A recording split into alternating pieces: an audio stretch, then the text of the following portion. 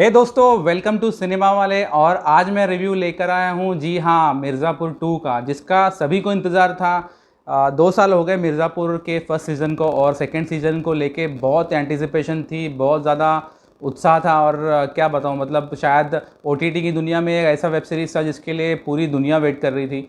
और अब आ चुकी है, रिलीज़ हो चुकी है कल शाम को 8 बजे। और एक्सपेक्टेशन थी कि ये रात को 12:30 बजे रिलीज़ होगी, लेकिन 8 बजे रिलीज़ कर दिया अमेज़ॉन प्राइम वालों ने। और मैंने ये अभी कंप्लीट की है देखकर दोपहर को, और अभी मैं इसका रिव्यू कर रहा हूँ।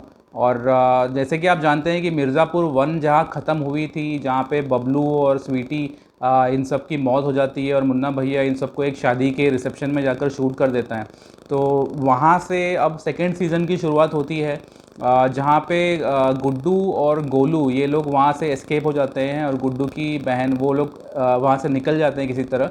और अब एक ऐसी जगह छुपे हुए हैं जहाँ से उन्हें अपने बदले की प्लानिंग करनी है, और मुन्ना भैया और कालीन भैया से अपना बदला लेना है। तो अब यहाँ से स्टोरी शुरू होती है। अब स्टोरी तो मैं आपको ज़्यादा नहीं बताऊँगा, लेकिन एक क्विक मैं अपना एक रिव्यू देना चाहूँगा कि मुझे मिर्ज़ापुर 2 उतनी अच्छी नहीं लगी जितना मिर्ज़ापुर 1 थी। और ये मेरा एक ओवरऑल मतलब ये है, इसके व्यू है इस वेब सीरीज़ के बारे में कि अब इसके मैं रीज़न्स बताता हूँ आपको कि ये ऐसा क्यों है।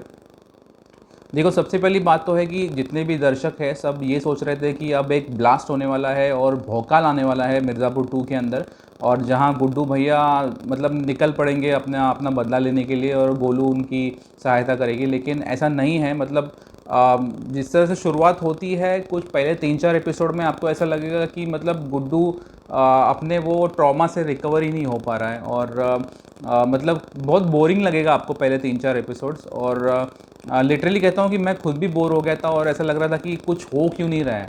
और जहाँ तक कालीन भैया और मुन्ना भैया का सवाल है, तो इसमें लोग को पूरी तरह से पॉलिटिकल एक रास्ता दे दिया है, और वो पॉलिटिक्स की तरफ मुड़ने लगते हैं, और उनका कंसंट्रेशन जो गुड्डू की तरफ है वो पूरी तरह हट जाता है।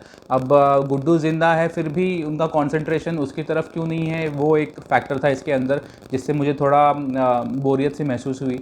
और एक बात ये है इस वेब सीरीज़ के सेकंड सीज़न के अंदर कि जो मुन्ना भैया का कैरेक्टर है वो थोड़ा मतलब कॉमिक तरह से दिखा दिया गया है। वो उतना मेनेसिंग मुझे फील नहीं हुआ इस सीज़न के अंदर जितना फर्स्ट सीज़न के अंदर हुआ था। और अब स्टोरी डेवलप करने के लिए बहुत वक्त लग गया है। 10 एपिसोड है इसके अंदर, और हर एक एपिसोड ऑलमोस्ट 1 घंटे का है। और जब आप 4 एपिसोड्स ले लेते हो स्टोरी को पूरी तरह ट्रैक पे लाने के लिए, तो आपको बोरियत सी महसूस होनी बहुत लाजिमी बात है। और यहाँ पे बहुत सारे सब प्लॉट्स ऐड कर दिए गए हैं। एक सीएम होते हैं जो मदद करते हैं कालीन भैया को पॉलिटिक्स में आने के लिए। फिर उनकी एक बेटी है जिनका एक लव रोमांटिक एंगल मुन्ना भैया के साथ दिखाया गया है। और फिर एक बिहार का परिवार आ जाता है इसके अंदर, दद्दा त्यागी, और उसके 2 बेटे होते हैं, तो उनका एक ट्रैक आ जाता है। उनके बेटे का रोल विजय वर्मा ने किया है। मुझे उनसे बहुत अपेक्षा थी कि विजय वर्मा जैसे एक्टर इसके अंदर कुछ नया प्रोवाइड करेंगे, लेकिन he was also a disappointment for me. और इसके अंदर बहुत सारे सब प्लॉट्स हैं। एक तरफ सब प्लॉट गुड्डू और बबलू के जो डैड है वो अभी तक बबलू की मौत का मतलब एक लीगल तरीके से बदला लेने के लिए की कोशिश करते हैं। मौर्य जो इंस्पेक्टर है उनके उनके द्वारा वो एक सब प्लॉट चलता रहता है। सो इसके लिए मुझे मतलब बहुत सारे सब प्लॉट्स की जो इंटरमिंगलिंग है, और कौन किससे बदला लेना चाह रहा है, और कौन किसके तरफ है, और कौन किसका यूज़ करने वाला है, ये बहुत ज़्यादा कंफ्यूज कर देता है।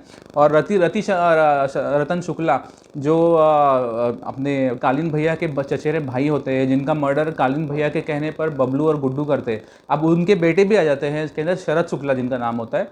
और वो आके मुन्ना भैया से दोस्ती कर लेते हैं, और बताते हैं कि मैं अपने बाप की तरह नहीं हूँ, और मैं आपके साथ रहकर काम करना चाहता हूँ। और वो दिखाया गया है कि वो अंदर से फिर एक वो भी बदला लेना चाहते हैं उनसे।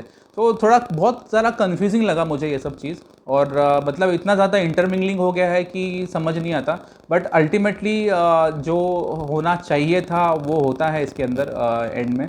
और जिसका सब लोग वेट कर रहे थे कि वो कैसा होगा। और वो जो बदला एक लेने का जो सीन है वो और बहुत अच्छे से शूट हो सकता था, जिस तरह से बदला लिया गया है लास्ट में। अब ज़्यादा मैं रिवील नहीं करूँगा, लेकिन उसको बहुत अच्छे से शूट कर सकते थे, क्योंकि सीज़न 1 में जो लास्ट में रिसेप्शन का सीन है जहाँ पे मुन्ना भैया आकर सबको मारते हैं, वो बहुत ही एलैबोरेटिव सीन था और उसमें काफ़ी टाइम दिखाया गया है वो स्क्रीन पर। और यहाँ सीज़न 2 में वैसा बैकलैश गुड्डू भैया की तरफ से नहीं आता और वो सीज़न बहुत शॉर्ट रखा गया है, जो ड्यूरेशन है वो बदलेगा। सो ये बेसिकली ये है मेरा ओवरव्यू इस सीज़न के बारे में। और मैं ये कहना चाहूँगा कि यार मतलब मुझे जो एक्सपेक्टेशन थी इसके सेकंड सीज़न से, वो उस पर इतना खरी नहीं उतर पाई है।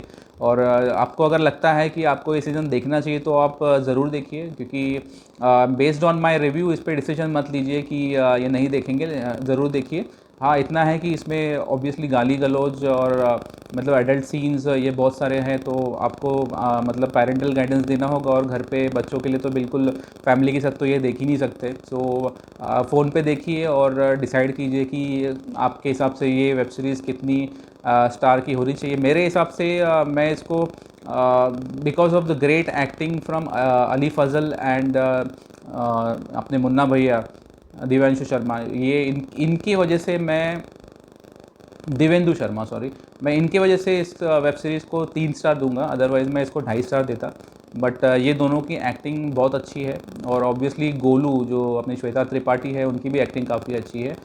इन 3 कैरेक्टर्स की वजह से मैं इसको 3 स्टार दूंगा। और ओवरऑल मज़ा नहीं आया यार।